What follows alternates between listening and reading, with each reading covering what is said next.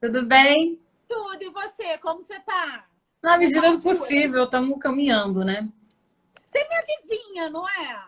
Tô? Não sei. Vai Você falar mora onde no eu moro, Maitá? Fabi? Aqui, publicamente? Pelo amor de Deus. Não, Já mas você falou. mora no Maitá, não mora? Por aqui? Moro. Ah, tá bom, então é minha vizinha, vai.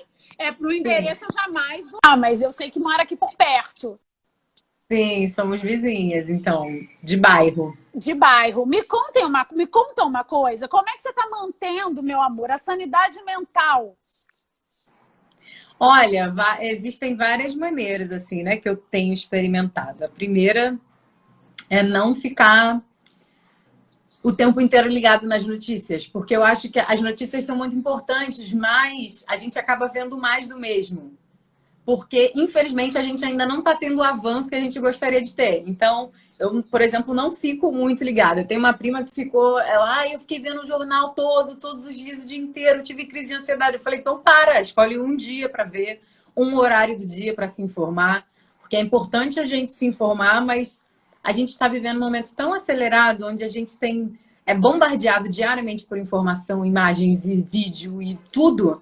Assim, calma. A gente tem que escolher um dia, uma hora para se orientar, mas também voltar para dentro, né? Eu acho que o momento é muito difícil. A nossa saúde está vivendo, não só a nossa aqui no Brasil, né, mas mundial, a gente está vivendo um momento muito delicado, muito complexo mesmo.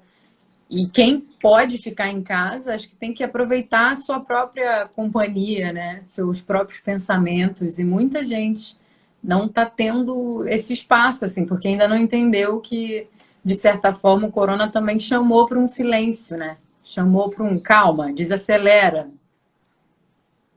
Ô, Jéssica, me diz uma coisa. Eu acho que o Brasil caiu a ficha quando a gente recebeu o comunicado de que as novelas seriam paralisadas, as gravações foram paralisadas, né? E Primeira aí eu, vez na história da Rede Globo que uma novela para. Primeira vez. e aí eu te pergunto, como é que foi para vocês lá no cerne da parada saber que a situação estava num grau que as gravações seriam paralisadas? Cara, foi tranquilo o anúncio, assim, né? Na verdade, a surpresa foi de, gente, a gente vai parar mesmo, então é sério. Porque a gente estava acompanhando as notícias e até então não tinha chegado nenhum caso muito grave aqui no Brasil, né? Tinha algumas suspeitas, mas tudo muito hipotético ainda, assim, nada confirmado, nada muito urgente no sentido de, realmente vamos parar e tal. E aí a gente estava gravando, imagina, quando a gente grava uma novela, a gente fica 12, 11 horas gravando. Então chegava 11 da Internada, né? manhã, internada. Você não sabe se é dia, se é noite, se está chovendo, se tem trovão, você não sabe, você fica muitas horas gravando naquele quadrado preto. Então, quando a gente terminou de gravar umas cenas, né, um estúdio um dia, todo mundo falou: ah, nossa, tá sério, acho que as coisas estão se agravando e tal. Tudo bem, beijo, tchau, gente, beijo, até amanhã. Não houve o amanhã. A gente foi para casa numa sexta, fim de semana já o Zé Vilamarim, que é o diretor-geral da novela, ligou para todo mundo do elenco e falou: olha, 2 semanas em casa, não sabemos como é que vai ser feito isso, mas a princípio é isso, todo mundo 2 semanas em casa parado para ver como que vai avançar ou não o Covid-19. Eu fiquei chocada, eu falei, cacete, se a Globo tá parando as gravações, porque assim, a gente quando tá fazendo novela, grava doente, grava com cólica, grava com dor de cabeça, com enxaqueca. Eu nunca faltei trabalho. Eu não conheço ninguém que tenha faltado trabalho porque ficou doente. Assim, claro, algumas exceções, mas sabe, um Sim. resfriadinho, você vai, toma um remédio e vai trabalhar. E eu acho que a gente tem que rever isso também, né? Então, assim, estamos parados. A paralisação, que a princípio foi anunciada de 2 semanas, estamos aí já caminhando para o terceiro, quarto mês, né? Então, Eita. uma doideira, mas muito importante, porque os estúdios Globo, às vezes, mesmo quando a gente vê uma cena onde tem 2 pessoas, não significa que só tem 2 pessoas trabalhando, que tem toda uma equipe atrás das câmeras, né? Sim. Camareiras, cenógrafos, a galera do som, a galera da técnica, são muitas pessoas trabalhando no estúdio. Então a aglomeração tá ali. Tá ali. Então foi muito prudente, muito importante mesmo a Rede Globo ter suspendido as gravações. Porque Mesmo. muita empresa veio na esteira também da Rede Globo, né? Só paralisou porque viu a seriedade como a Rede Globo estava tratando, né, a doença. Sim. Bom, querida, o mundo, o Brasil inteiro, pelo menos, te conhece como essa atriz maravilhosa que você é. Obrigada. Que deu um show em Justiça, mas, assim, arrebatou o Brasil em assédio e agora tá todo mundo apaixonado por você. Mas poucas pessoas, ou pelo menos talvez só os cariocas tenham esse prazer, ou carioca e paulista, de saber que você é uma baita cantora, né? Quem viu Rock in Rio também sabe que você canta, mas enfim, talvez não te associem tanto com a música. E aí eu quero saber como é que profissionalmente a música entrou na sua vida, e como foram também os primeiros contatos com a música. Olha, vou contar um pouco assim minha brevemente a minha relação com a arte, né? Você falou da atriz, da cantora, mas tem um lado também que muita gente não conhece que é a bailarina, porque antes de fazer tudo isso eu comecei com a dança. Então minha primeira experiência com a arte foi muito novinha ainda, com 10 anos de idade, num curso que eu fazia na Gávea, que era um dia na semana, assim, num sábado, que chamava Centro de Lazer, que acontecia no Teresiano, que é uma escola privada que tem ali na Gávea. Sim. E 90% dos alunos eram da Rocinha, né? Porque eu sou da Rocinha.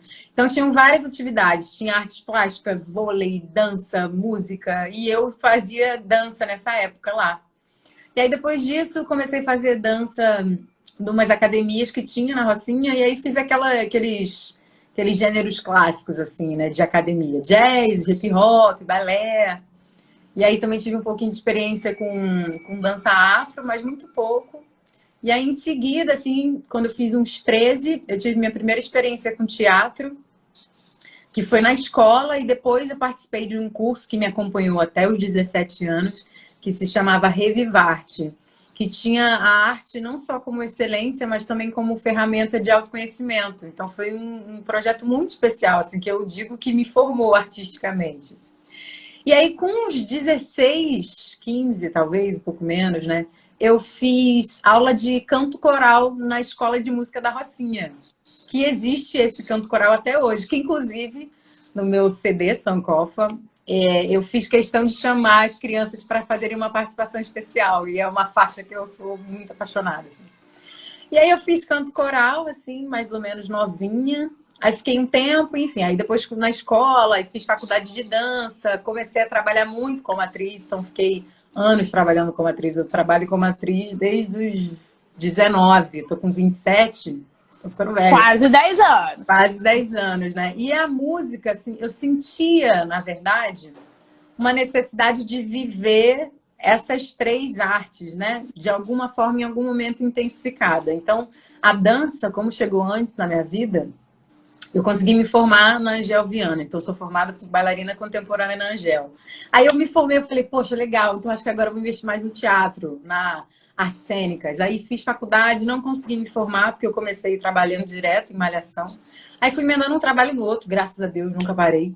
E aí eu sentia falta, que acho que a música estava precisando de um pouco mais de espaço. E aí eu já tinha tido a experiência com o canto coral, que é uma experiência muito bonita, onde você iguala a sua voz naquele naipe, para que o naipe seja evidenciado. Mas eu não conhecia muito a minha voz, assim, falei, não sei como que é meu timbre, que música que eu gosto de cantar. E aí comecei a fazer aula de canto com 20 anos. Acho que foi, das três coisas, foi o que mais demorou a chegar, assim. Aí, com 20 anos, a minha professora falava, você tem um timbre lindo, você precisa conhecer o seu instrumento. E aí eu fiquei anos estudando, né? Canto sozinha, assim, para entender onde era a minha região de conforto. E eu canto um pouco mais grave do que as cantoras no geral.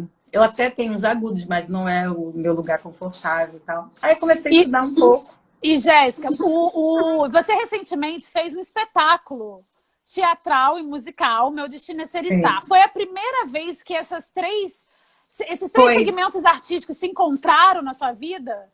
Foi, porque assim, no início da minha carreira, a minha grande vontade era fazer musical, porque por justamente trabalhar as três coisas. Minha filha, eu fiz tanto teste de musical, mas eu nunca passava. Nunca passava. Eu falava, cara, não é pra mim então esse negócio. E aí eu comecei a trabalhar muito no audiovisual. E aí em 2018 eu resolvi fazer um CD. Eu falei, gente, as pessoas não sabem que eu canto. Eu quero fazer musical, não passe nenhum, vou fazer um CD. Aí conversei com um amigo meu, que é o Rafael dos Anjos, que é um grande arranjador, um músico excelente, já trabalhou com um monte de gente foda, Newton de Holanda, Diogo Nogueira, Alcione, ele trabalhou com todo mundo. Falei, amigo, preciso da sua ajuda, eu preciso fazer um CD, como é que faz? E aí ele foi foda, assim, desde o início de entender a ideia, que a ideia do CD era tanto homenagear minha família e também mostrar essas referências de cantoras que eu ouvi muito nova, assim, e de ser um CD de MPB, porque é o que eu mais gosto de cantar. Aí fiz o CD em 2018, lancei, fiz 2 shows, e aí já fui chamada para fazer outra série, e aí não consegui fazer tantos shows como eu gostaria. E aí, um dos shows que você fez, eu estava lá, que foi no Rival, e eu fiquei chapada. Eu te falei já isso, né? Eu fui assim, nem te conhecia, fui acompanhando uma amiga, ela foi embora mais cedo, eu fiquei lá assim, ó. Ai, que bom. Como é que nasceu? Aí... Me conta, você já ia emendar, me emenda aí, como é que nasceu o Sankofa? Cara, o Sankofa nasceu de uma grande vontade minha, uma de me firmar como cantora, que ainda era muito insegura, assim, eu falei, cara, as pessoas não sabem que eu canto, aí de vez em quando eu cantarolava um negócio, as pessoas paravam e falavam assim, nossa, que voz bonita, aí eu ficava morrendo de vergonha, aí eu falei, cara, mas como é que é isso? Eu preciso mostrar essa parte, e ao mesmo tempo eu entendia que o musical podia ser uma vertente, mas minha sorte não estava nos musicais, porque eu não passava nenhum teste, e eu falei, vou fazer um CD. Aí peguei um dinheiro, uma economia, investi. E aí a ideia de Sankofa, Sankofa é o nome de um pássaro africano que fala da importância de você reverenciar o seu passado para voar para o seu futuro, né? Então, eu revisitei muita história da minha família. Então, cada faixa tem uma importância. Então, tem uma faixa que é para minha mãe, que é uma composição da minha irmã. Aí tem uma música que eu escolhi regravar, que é José, que é para homenagear o meu avô. Madá foi minha primeira composição, eu acho, uma das primeiras músicas que eu compus, que eu fiz para minha avó. E aí Foguete, que eu regravei para homenagear meu pai. Então, era muito mais assim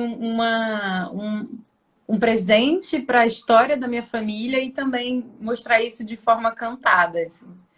E aí eu lancei em 2018. No final de 2018, eu fui chamada para fazer uma... 2018? No final de 2018, eu fui chamada para fazer um teste para um musical. Aí eu ia fazer, ia começar a história de Amor de Mãe. Amor de Mãe foi adiada. Aí o musical me retornou. Eu falei, quando que é o teste? Quero fazer. Aí o musical falou, era Meu Destino é Ser Está? É. E aí a produtora falou, não, você não precisa fazer mais teste. O diretor viu um vídeo seu cantando no YouTube, do seu show, e ele quer você para ser protagonista. Assim. Falei, gente, eu passei a vida inteira fazendo um monte de teste. Nunca passei, agora eu vou estrear como protagonista e com um convite. Então, não, assim, e no musical, que meio que era meio que jogar ganhando já, né? Porque era só música hit de Lulu Santos. Não, e um monte das músicas eu não conhecia, né? Porque eu não ouvi Lulu Santos na minha geração, né? Óbvio que Como Uma Onda, Garota, Eu Vou Pra Califórnia, essas mais hits eu já conhecia, né? Mas a primeira música, por exemplo, que eu cantei, que é Já Não Tenho Dedos Pra Contar, eu não conhecia. Eu sou de uma geração, eu acho que acima da sua, então eu já conheço esses sucessos todos. Mas você ralou muito para ter que aprender? Minha filha, eu entrei no musical, como foi um convite, eu tava, tipo, realizando um sonho de infância, né? Então eu chegava e ficava, ai meu Deus, hoje é o dia da coreografia. E a galera toda, o meu time que trabalhou comigo, a galera tinha mais de 20 musicais nas costas. E eu tava estreando. Eu falei, cara, eu tô fodida. Vários momentos eu pensava assim, acabou minha carreira, gente. Vai ser um vexame. E aí, faltando, acho lá, 3 semanas, 2 semanas e meia antes da estreia, virou uma chave que eu aprendi todas as coreografias, afinei todas as músicas. E aí foi uma grande experiência, assim, cara. E foi brilhou, e brilhou. Me diz uma coisa, Jéssica, como é que a trilha sonora te ajuda a montar um personagem? Você normalmente fica sabendo qual é a música que vai embalar o personagem antes? Você só fica sabendo no ar? Como é que é? A gente não fica sabendo, a gente só fica sabendo no ar mesmo. Por exemplo, né, a trilha sonora agora da Camila, as primeiras cenas que ela aparece na escola, aparece cantando música do Gonzaguinha, né? O que também é o tema da abertura da novela. Sim. Eu só soube quando eu assisti a cena. A música tema da Camila com Danilo, que é... Qual o nome, gente? Alguma coisa... Qual o nome que fala da deusa? Espera aí que eu sei de cor. Gente, eu sou... Vou Isso tentar porque lembrar, eu desativei os comentários. Tudo fica mais bonito quando você está por perto. Peraí.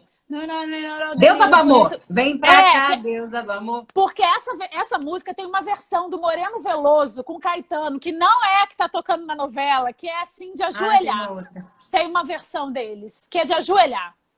Pois é. Aí eu só soube quando vi minha primeira cena com o Chay no ar. Aí entrou essa música, eu falei, essa música que é do personagem. E aí depois teve uma outra cena mais pra frente, que entrou uma outra música. Então essa novela também, especificamente, tinha uma coisa das tramas passearem, né? Mas eu acho que a galera do Twitter reclamou, falou, não, essa música é deles. Aí eles não pararam de colocar. Mas a gente não tem acesso nesse processo criativo anteriormente, não. Isso é uma coisa que a direção que fica a critério da direção, eles que escolhem mesmo. Entendi. Me diz uma coisa, eu li numa entrevista, li recentemente, mas era bem apropriado de você falar essa frase, que você deu uma declaração dizendo que do lugar de onde você veio, só a educação de qualidade é capaz de mudar o destino de um jovem. E aí a gente tem visto tudo isso que está acontecendo, tardiamente, mas enfim, está acontecendo, alguns gritos, né? Ganhando amplificadores, amplificações na mídia e tal. Eu queria saber, na sua opinião, qual a importância de políticas públicas na vida e no destino de milhares de jovens. Como é que você acha que a arte pode ajudar nessa questão? Vai dar tempo de falar tudo? Eu acho que a importância das políticas públicas é fundamental. E é muito foda, porque assim, a gente... Todas essas revoltas, todas essas falas, todos esses gritos, são gritos porque a gente está pedindo coisas muito básicas, né?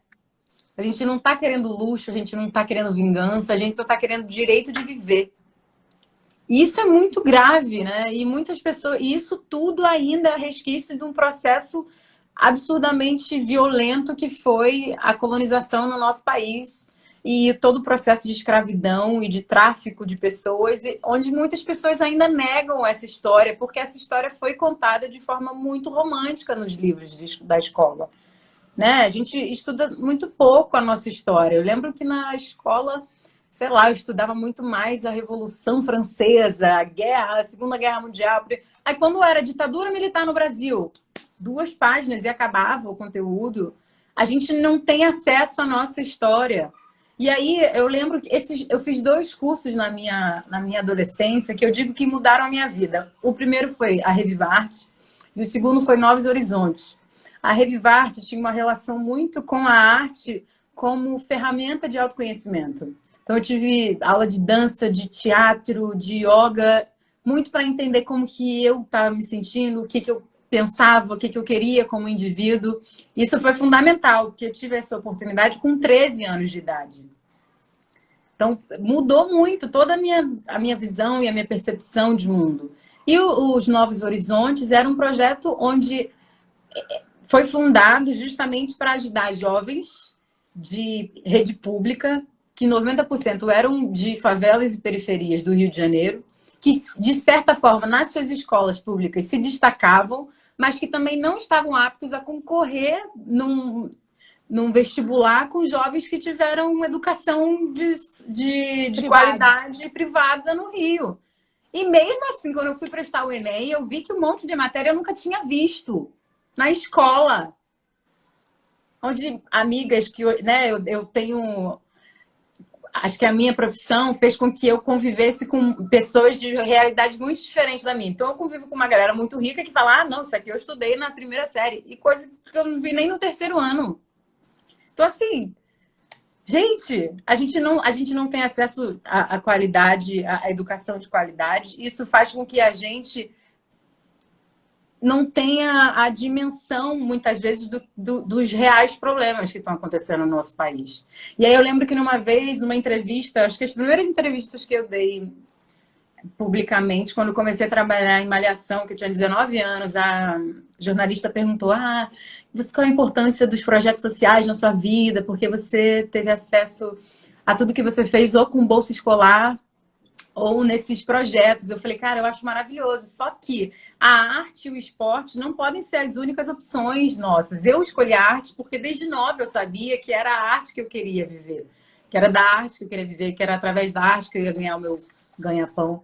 Mas isso é uma coisa que me incomoda muito ainda, porque eu vejo as pessoas têm uma visão muito limitada de que a galera da favela, a galera fodida, ou tem que ser um grande atleta, ou tem que ser artista, porque até então Ou são as jogador de únicas. futebol, que é o Exatamente, grande o jogador atleta, de no futebol. caso, né? Porque a gente nunca associa futebol ao atletismo, ao esporte, Sim. assim. Mas sim. É porque, de certa forma, durante muito tempo, foram as únicas oportunidades e janelas que nos foram oferecidas, né? Só que a gente não, isso já não é mais suficiente. Eu quero que as pessoas tenham educação de qualidade para que elas mesmas possam escolher o que elas querem. E não só a arte ou o esporte como uma possibilidade de furar aquela bolha e mudar a sua própria realidade, né? A gente está muito longe do ideal, Fabi, muito. Imagina, a gente vive num estado, numa cidade onde a gente está vivendo uma pandemia mundial, o coronavírus está aí, as pessoas precisam ficar em casa e acontecem operações policiais onde crianças são mortas dentro da sua própria casa. Que contradição é essa? A gente está brigando para poder viver. Como é que uma criança que tem um sonho interrompido com 12, 13, 14 anos de idade vai ter acesso e poder escolher qualquer outro futuro se as pessoas estão matando a gente antes? É muito triste, Nossa, eu fico puta. É o mínimo, né? Assim, ficar muito puta com tudo isso. Deixa eu te fazer uma pergunta. Como é que você encara as personagens que você vive sob esse aspecto de passar mensagem?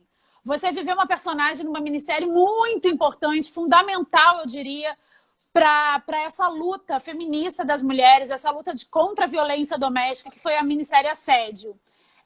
Como é que você consegue também manter uma sanidade, manter uma separação e falar de temas tão difíceis, tão duros, tão impensados muitas vezes para a maior parte ou para grande parte de uma classe burguesa? Como é que você consegue manter essa mais do que sanidade, esse distanciamento e fazer o seu trabalho, fazer o seu papel sem se envolver tanto, passando aquela mensagem, a mensagem da personagem? Olha, eu acho que é quase impossível não se envolver com o personagem, porque é isso, né? Diferente de um músico que toca violão, que toca algum instrumento, e aquele instrumento é um instrumento dele de trabalho, o ator, a atriz, empresta o seu próprio corpo, a sua cara, a sua voz, para poder contar aquela história, né? Eu digo que eu acho que os personagens que me escolheram até, que parece meio romântico falar isso, mas eu sinto muito isso. E eu tive oportunidades de receber na minha carreira personagens muito diferentes e que exigiram coisas muito diferentes, o que me pôde apresentar um pouco mais assim do meu trabalho, né? Um leque, né, maior. No caso de Assédio, foi muito forte fazer essa série. E eu tinha acabado de me iniciar no candomblé, então eu tava, tipo, voltando de um retiro espiritual super tranquila, dentro, cuidando da minha energia, e chegou essa bomba. Eu falei, gente, não sei se eu vou dar conta. Aí Maria Camargo, que é a autora, me ligou, falou, não, preciso muito de você, eu quero que seja você, os meus filhos assistiram você em Justiça, e eles falaram, mãe, você tem que chamar a Jéssica. Então foi um chamado, eu falei, tudo bem, vamos fazer, só me diz como que é, o que é a Daiane, como que eu tenho que defender a Daiane. Então eu acho que eu tenho um entendimento muito grande, e que bom que eu tenho esse entendimento, de que os personagens, eles são braços e tentáculos dos autores, né? E onde eu entro para ajudar a contar aquela história. Então, isso já me ajuda a trazer um distanciamento. É óbvio que quando eu faço uma cena de muita raiva, ou uma cena de muito choro, eu fico cansada, aí eu chego em casa, tomo um banho quente, um chá de camomila e durmo. Mas não tem como ser diferente também, sabe? Eu lembro que na época até que eu fazia peça, tinham cenas assim muito legais e muito alegres, só que tinham cenas de conflito, né? E eu sempre saía exausta, chorava muito, porque o teatro é muito intenso ali, direto a troca com o público. Aí eu lembro que um dos colegas de cena falou assim: minha filha, mas por que você não finge que tá chorando? E eu falei: eu não consigo fingir, eu não consigo fazer pela metade. Eu sou muito intensa e eu levo muito a sério mesmo o meu ofício, porque eu acho de uma beleza você, através da arte, conseguir tocar pessoas, né? E pensando em televisão, onde a gente comunica com tanta gente, não tem como. Eu não consigo fazer, tipo, meia boca, pensando, não, hoje eu vou doar menos. Você acha que no meio desse caos todo as pessoas estão olhando a arte de maneira diferente? Eu acho que sim, espero que sim, né? Porque é só pensar quais são as atividades das pessoas nesse momento de quarentena, né? Muitas pessoas têm lido livros, então a literatura também é fundamental. A quantidade de séries, de filmes e de canais que as pessoas estão consumindo. As músicas, né? Vou fazer faxina. As pessoas geralmente botam uma música. Então, essa música foi feita por um artista, por um compositor. Essa música, essa faixa que você está ouvindo, teve um arranjador que pensou, teve instrumentistas, né? Muitas pessoas trabalharam para que você pudesse ouvir essa música faxinando sua casa. Então, acho que as pessoas estão tomando consciência de que a arte é fundamental, assim. Imagina se a gente estivesse vivendo nesse momento sem tudo isso que eu falei, sem série, sem filme, sem música. Sem internet, nossa senhora. E a ideia de você e da sua irmã, ideia linda, de ficar cantarolando temas de filmes da Disney no Instagram. De onde é que surgiu isso? Menina, surgiu de uma maneira muito tranquila, assim, muito despretensiosa, digo. Porque eu tô morrendo de saudade da minha irmã, tô morrendo de saudade da minha família. Mas a gente não tá podendo se ver, né? Estamos de quarentena, é isso, cada um na sua casa. E a gente se falando muito, né, pela chamada de vídeo, né, fazendo ligações com as famílias. E a Joyce falou assim, a minha irmã é cantora também, então ela já estava fazendo várias lives, ela adora Clara Nunes, então ela fez uma live homenageando a Clara Nunes, outra homenageando a Alcione, e eu fiquei acompanhando, não sei o que, adorando, ela, a gente podia fazer uma nossa, né? Eu falei, mas o que a gente vai cantar? Ela, cara, sei lá, vamos cantar a música da Disney. Eu falei, isso, daí a gente cada dia escolhe um filme e a gente mata a saudade, então foi uma grande brincadeira, assim, até porque a gente cresceu assistindo os desenhos, os mais clássicos da Disney, né? E aí a gente conversou um monte, falou, então vamos escolher os mais legais. E aí a gente foi anotando, fazendo reuniões. E aí foi isso, assim, e a gente tá se divertindo muito, muito. E aqui, depois de Sankofa, você pensa em lançar outro disco? Como é que tá esse sonho aí na gavetinha? Tá na gavetinha, mas tá se coçando para ir pro papel, né? Mas assim, antes de pensar num segundo disco, eu quero poder rodar um pouquinho também com Sankofa, né? Porque eu só fiz 2 shows aqui no Rio, e aí comecei a fazer a série, não parei de trabalhar como atriz.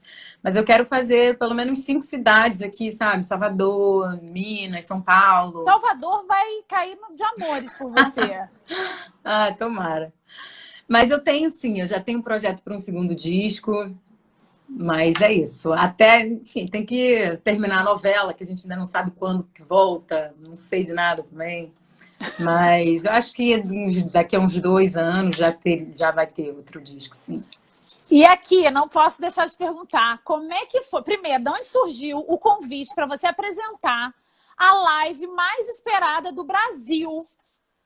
Como é que surgiu esse convite, Jéssica? Menina, foi uma loucura, né? Uma loucura, porque eu acho que assim como muitas pessoas que trabalham produzindo conteúdos, né, para muita gente, principalmente a televisão, onde é feita por muitas pessoas mesmo, eu acho que rolou uma grande bateção de cabeça generalizada, assim, sabe? E eu fui chamada realmente em cima da hora. Foi tipo, 2 dias antes, tipo, Jéssica, pelo amor de Deus, a gente pensou, a gente quer muito, Boninho quer muito que seja você, não sei o quê. E eu falei assim, ai meu Deus, não, vamos lá. Aí liguei pra minha mãe, eu falei, mãe, eu vou te dar um presente de Dia das Mães diferente, já que eu não posso te ver. E ela amou, Óbvio! foi uma delícia. É. Agora, deixa eu te fazer uma pergunta. Aquele senhor rei da nossa música, numa quarentena de corona, como é que foi, gente? Eu fico imaginando, chegava perto, como é que era? A gente gravou não, porque foi ao vivo, mas a gente apresentou o programa num dos estúdios que tem na casa dele. E os estúdios são grandes e são como é que falam? Compartimentado, assim. É, tem um que é bem grande, onde ele estava com os músicos, e eu fiquei num outro. Então, eu nem não falei com ele depois, assim, com a distância de 1 metro. A gente tirou foto assim, né, longe um do outro. Mas foi isso, assim, a gente teve todos os cuidados, a equipe estava reduzida, todo mundo de máscara, álcool gel, a gente estava tomando banho de álcool, né? Mas foi tranquilo, deu eu tudo fico certo. imaginando o que deve ser a apresentadora da live do rei e não poder agarrar ele para fazer uma foto. Não, foi difícil, foi um teste da vida. Eu imagino. Palhinha! A gente está num momento muito especial em relação a posicionamento. E aí eu queria saber de você uma música que sempre que você ouve, você pensa em se manifestar de alguma maneira. Você ouve e fala, esse é o ofício do artista. Sabe, quase igual aquela música Reflexão Nina Simone, sabe? Que é aquela reflexão, o artista reflete o seu tempo. Tipo, uma música que te inspire nesse sentido. Dá uma palhinha aí pra gente.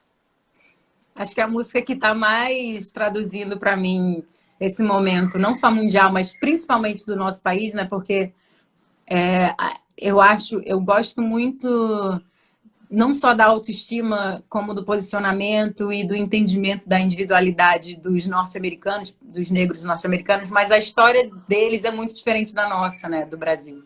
Então, uma música que eu acho que conversa com isso, mas ao mesmo tempo é um recorte bem brasileiro, é a música do Gonzaguinha, que inclusive é tema da novela. Então, a gente quer valer o nosso amor, a gente quer valer nosso suor, a gente quer carinho e atenção, a gente quer calor no coração, a gente quer suar mais de prazer, a gente quer ter muita saúde, a gente quer viver a liberdade, a gente quer viver felicidade. A gente não tem cara de panaca, a gente não tem jeito de babaca, a gente não está com a bunda exposta na janela pra passar a mão nela. A gente quer viver pleno direito, a gente quer viver todo respeito, a gente quer viver numa nação. A gente quer ser um cidadão, a gente quer viver uma nação. Dá uma alegria saber que essa música é nossa e dá uma tristeza saber que ela foi feita há tantos anos e que ela podia ter sido feita ontem, né? E que ela, infelizmente, continua atual, né? Ô, Jéssica, você como atriz, você mesma disse que você convive com pessoas, a profissão te deu a oportunidade de conviver com pessoas de todas as classes sociais e atores e artistas que têm vivências muito diferentes. Aí eu te pergunto, como é que você vê essa cobrança por parte das redes sociais de exigir um posicionamento dos artistas? Eu acho bem complexa essa questão. Primeiro porque, assim, acho que as redes sociais são maravilhosas, ajudou a gente não só a democratizar a informação, como cada pessoa poder produzir seu próprio conteúdo, assistir, né, o que quer, ter essa escolha. Mas, ao mesmo tempo, eu vejo que muitas pessoas querem, com perdão da palavra, caga-regra. Ou assim, quem são essas pessoas que estão cobrando o posicionamento dos artistas? Essas próprias pessoas se posicionam na sua vida? Essas próprias pessoas têm um entendimento do caos que é? Para além disso, outra coisa, eu acredito que o artista, ele, através da sua arte, ele já também se posiciona. né? Essa música do Gonzaguinha é um grande posicionamento político, um grande posicionamento artístico. E existem artistas que conseguem fazer isso, existem artistas que, para além da sua arte, conseguem se posicionar como indivíduos, como pessoa, como cidadãos. E existem outros artistas que não conseguem ou que não querem, e tudo bem. Eu me posiciono quando eu acho que eu sei falar sobre aquele assunto, quando eu acho que aquele assunto me atravessa. Eu não falo, eu não fico, por exemplo, falando sobre tudo o tempo inteiro, porque tem coisa que eu também estou aprendendo. Tem coisa que eu não sei, tem coisa que eu não entendo, tem coisa que eu falo, olha, isso está acontecendo, eu preciso ouvir um pouco mais. Porque existem pessoas mais prontas para falar sobre esse assunto, né? Então, eu acho que tem que ver a cada caso e a cada pessoa mesmo, e a cada momento. Eu acho que a gente ainda vive numa democracia, né? Então, acho que as pessoas têm que fazer o que elas realmente se sentem à vontade. Eu já senti, assim, uma época que as pessoas, mas tem que se posicionar, tem que falar. Eu falei, gente, tem que o quê? O que é falar? É fazer um post? É dar uma entrevista? E no seu dia a dia? Acho que a política é uma coisa que que cada um vivencia de uma forma e que a gente pode realmente escolher diariamente, né? O que você consome, como você separa ou não o seu lixo, como você trata as pessoas à sua volta. Que aí hoje em dia também, a gente pode fazer um post, fulano se posicionou, mas e aí? Se amanhã, imagina, amanhã deu uma crise na internet, acabam todas as redes sociais. O que vai ser visto como posicionamento ou não? O que vai ser analisado, né? O que vai ser tido como real ou não. Então, eu acho essa questão complexa. Muito, concordo. Uma música, uma palhinha de uma música que você adora ouvir para relaxar. Relaxar em qualquer sentido. Ou relaxar na calmaria, ou relaxar com os amigos bebendo uma cerveja. Que você gosta de ouvir para relaxar, que ela é sinônimo para você de relaxamento. Eu amo um pagode do Diogo Nogueira, gente. Maravilhoso. Qual o nome? Aquele Pé na Areia. Vamos, amor. Pé na areia. Vamos curtir, bora pra beira do mar. Vamos pra onde está fazendo mais calor e ninguém pode nos achar. Bora viver, você e eu agora, eu e você. Vamos pra onde tudo pode acontecer, inclusive nada. Nada pode ser melhor do que a gente junto. Nós dois, 1000 ideias, uma história de amor e o assunto é nós dois. Dois amantes namorando na beira da praia. Ia, ia, ia. Nada pode ser melhor pra gente se amar. Pararara. Pé na areia, caipirinha, água de coco, a cervejinha. Pé na areia, água de coco, beira do mar. Eu tô morrendo de saudade da praia. Essa música é gatilho para depressão, né? Porque a gente não sabe quando vai voltar. Mas aí a gente fica imaginando. Eu ouço essa música, eu fico me imaginando, tipo, bebendo uma cerveja gelada, mergulhando ali na praia, sabe? Ai, meu Deus, é uma música que que saudade. traz uma nostalgia. A gente não sabe quando, mas a gente sabe que vai, porque tudo passa. Tudo passa. Tudo Pra passa. encerrar, em Sankofa, pra você ver como eu sou fã desse disco, hein? Tem 4 canções que são composições suas, certo? Certo. E aí, eu queria te pedir 2 palhinhas juntas, tá? Faz um medley aí. Tá. Uma composição de outra pessoa que você gostaria de ter escrito e que você escolhesse uma dessas 4 canções que são suas para encerrar esse bate-papo. Tá.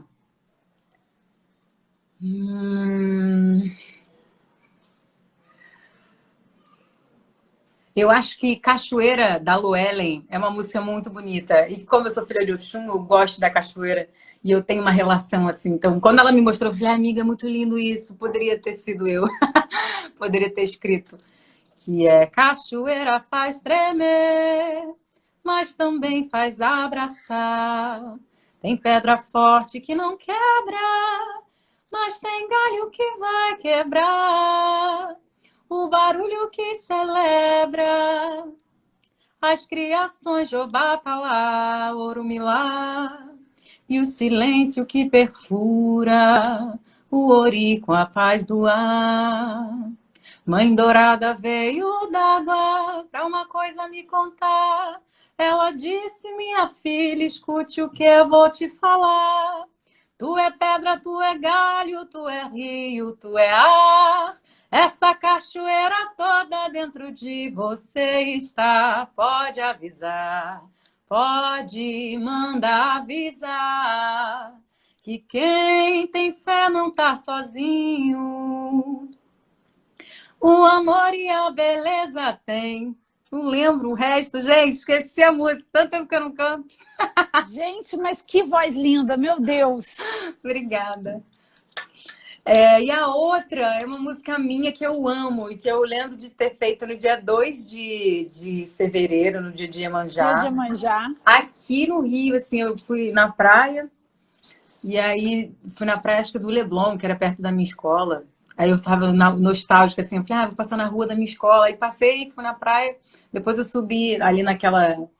Ai, qual é o nome? Ali naquele lugar que dá pra ver. Perto da subida do No Vidigal. Mirante ali, no Isso, Mirante. no Mirante. Aí eu fiquei ouvindo ali o som batendo, aí veio a melodia na cabeça. Eu falei, gente, hoje é dia 2 de fevereiro. Aí gravei, depois em casa botei uma letra para homenagear Iemanjá. Que também não deixa de ser um acalanto pra gente nesse momento tão difícil, né? Que é assim. De todo mal, com muita fé. De todo mal, com muita fé. Sou protegida do candomblé. Janaína Iemanjá, sobre as ondas do mar, me protege, me abraça de todo mal, com muita fé, de todo mal, com muita fé. Fui escolhida pra viver o axé. Mãe Oxum e Mãe Oiá, me acalme, faz ventar no caminho, na estrada, com muito amor e muita fé, com muito amor e muita fé, com muito amor e muita fé. Olha, que muito amor e muita fé nos cubra nesse momento tão difícil, que a gente consiga sair dessa, que em breve estejamos melhores, né? Que a gente saia dessa melhor, que a gente saia dessa mais empático, mas que em breve a gente esteja junto. Axé. Tomara, E eu quero te ver nos palcos em breve, viu? Acelera esse processo aí, segundo disco, viu? Tô com saudade também dos palcos. Queria te agradecer pelo carinho de sempre, por ter me recebido no seu programa Faro, na época que eu estava ajudando a divulgar o meu disco e o meu show, por sempre estar aqui acompanhando, a gente trocando ideia. Te agradecer pelo espaço, pelo convite. Te desejar também muita saúde, muita fé e muito axé para todos nós. Que a gente tenha uma semana boa, porque é isso, um dia de cada vez, porque tudo passa e eu tenho fé que vai passar. Amém, Jéssica, amém. Um beijo, viu? Obrigada, beijo, obrigada, amor. obrigada. Obrigada a você.